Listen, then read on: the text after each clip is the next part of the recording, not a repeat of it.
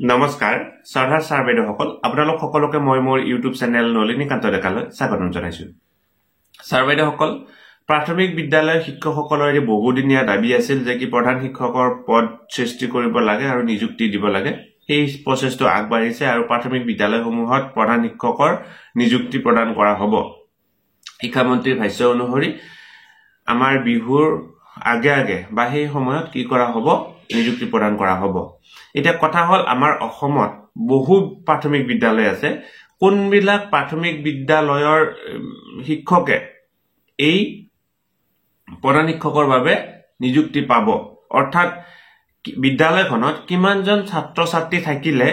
শিক্ষকজনে প্ৰধান শিক্ষক হিচাপে নিযুক্তি পাবৰ কাৰণে সক্ষম হ'ব ইয়াক লৈ বিশেষ গুৰুত্বপূৰ্ণ খবৰ আহিছে প্ৰথম যেতিয়া আলোচনা হৈছিল আজিৰ পৰা ভালে কেই বছৰৰ আগতে তেতিয়া এই কথাটো ওলাইছিলে যে কি প্ৰধান শিক্ষকৰ নিযুক্তি হ'বলৈ হলে বিদ্যালয়খনত 150 জন ছাত্ৰ ছাত্ৰী থাকিব লাগিব তাৰ পৰৱৰ্তী পৰ্যায়ত এই ডিসিশনটো হলনি কৰা হয় আৰু হলনি কৰি কি কৰা হৈছে বৰ্তমান এই ডিসিশনটো লোৱা হৈছে যে কি বিদ্যালয়খনত যদি 100 জন ছাত্ৰ ছাত্ৰী থাকে তেতিয়া হলে সেই বিদ্যালয়খনৰ শিক্ষকজনে প্ৰধান শিক্ষক হিচাপে নিযুক্তি পাবৰ কাৰণে সক্ষম হ'ব অৰ্থাৎ আমাৰ বিদ্যালয়খনত 100 জন ছাত্ৰ ছাত্ৰী আছে তেতিয়া হলে সেই বিদ্যালয়খনৰ সিনিয়ৰ মোষ্ট টিচাৰজনে কি পাব প্ৰধান শিক্ষক হিচাপে নিযুক্তি পাব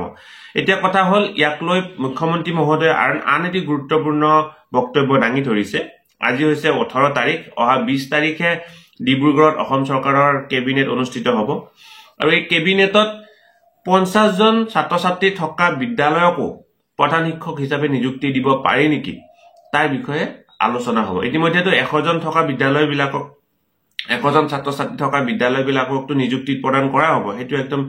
এই ইতিমধ্যে সিদ্ধান্ত হৈ গৈছে তাৰ উপৰিও যদি কোনো এখন বিদ্যালয়ত 50 জন ছাত্ৰ ছাত্ৰী আছে